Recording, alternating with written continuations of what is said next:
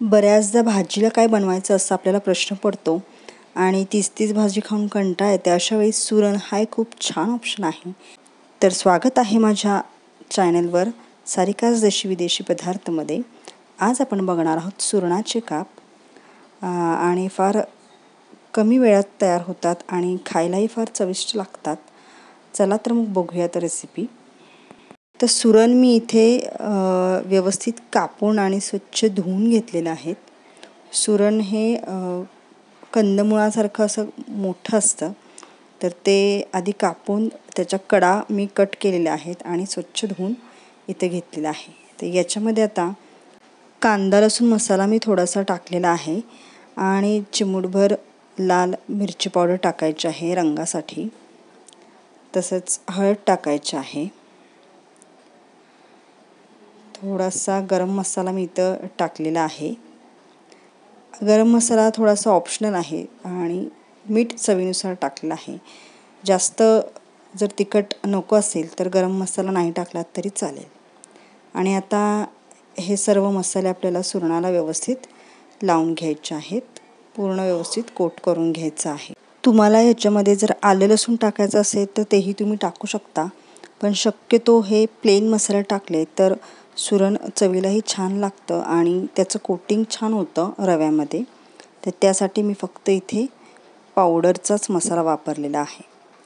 याला आता कोटिंग करण्यासाठी इथे मी बेसन पीठ घेतलेलं आहे. तर तुमच्याकडे तांदळाचं पीठ असेल तर ते सगळ्यात उत्तम. तांदळाच्या पिठानेही छान मस्त असा क्रिस्पीनेस येतो. मी इथे बेसन पीठ घेतलेलं आहे 1.5 चमचा आणि रवा घेतलेला आहे.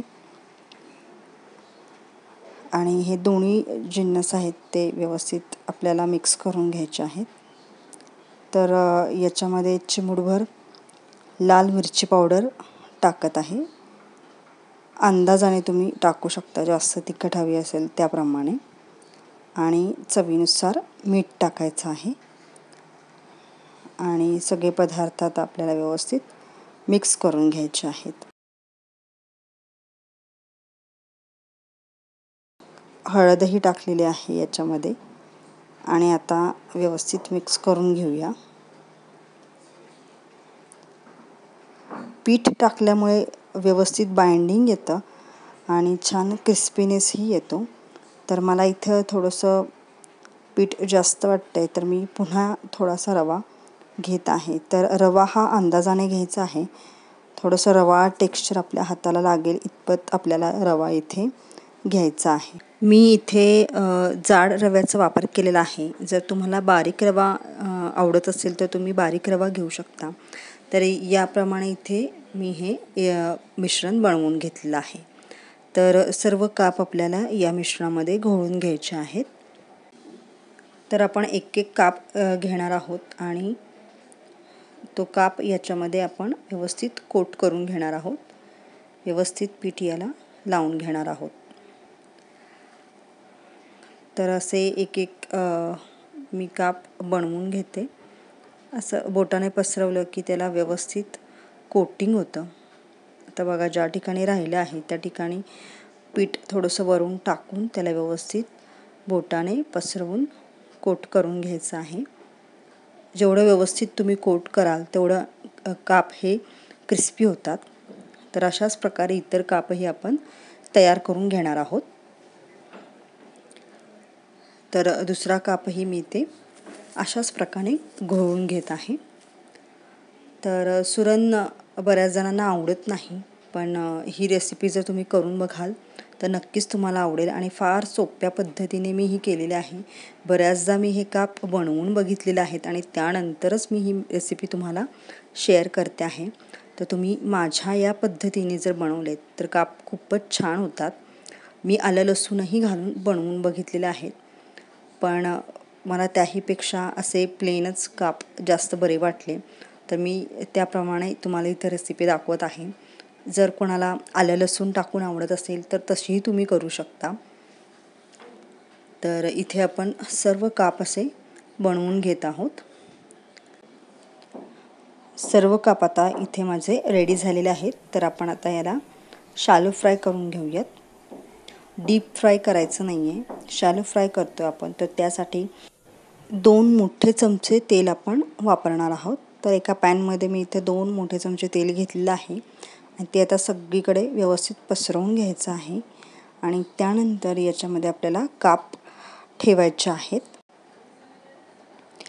सर्व काप मी आता याच्यामध्ये ठेवत आहे आणि 2 मिनटं आपल्याला मीडियम गॅसवर याला शॅलो फ्राय करून घ्यायचं आहे. व्यवस्थित त्याला डाग पडतात. अजिबात उलटायची घाई करायची नाही आहे आपल्याला. आणि वरूनही थोडंसं तेल सोडायचं आहे आपल्याला कापांवर. काप उलटल्यानंतर व्यवस्थित भाजता येईल एवढं तेल आपल्याला वरून सोडायचं आहे. नाहीतर मागची बाजू मग परत उलटल्यानंतर व्यवस्थित भाजत नाही. त्यामुळे वरूनही आपल्याला थोडंसं तेल टाकायचं आहे. वरूनही व्यवस्थित आपण तेल लावून घेतलं आहे आणि खालचं तेल पूर्णपणे आता व्यवस्थित मुरलेलं आहे आणि आता काप आपल्याला असे उलटून घ्यायचे आहेत. ते व्यवस्थित भाजल्यामुळे यांना छान असे डाग पडलेले आहेत. तर असे काप हे व्यवस्थित दुसऱ्या बाजूनेही आपल्याला भाजून घ्यायचे आहेत. 2 मिनटं. 2 ते 3 मिनटानंतर काप आपले व्यवस्थित रेडी झालेले आहेत खाण्यासाठी. आता आपण हे सर्व करूयात. तर इतक्या कमी वेळात आणि सोप्या पद्धतीने तयार होतात हे काप. खायला नक्की टेस्टी लागतात आणि गॅरंटी देते मी तुम्हाला, तुम्ही याच पद्धतीने हे काप करून बघा. सर्वांना नक्की आवडतील. अगदी लहान मुलांनासुद्धा हे काप आवडतात आणि इतर कोणत्याही वेगळ्या क्रिस्पी पदार्थाची आठवणही होत नाही. इतकेही छान टेस्टी लागतात. तर आवर्जून करून बघा आणि कशी वाटते रेसिपी मला नक्की कमेंट करून सांगा. आणि चॅनलला नवीन असाल तर लाईक, शेअर आणि सबस्क्राईब करायला विसरू नका. आणि अशाच नवनवीन चवी घेत राहा आणि पदार्थ बनवत राहा. पुन्हा भेटू अशा एका नवीन रेसिपीसोबत. तोपर्यंत धन्यवाद.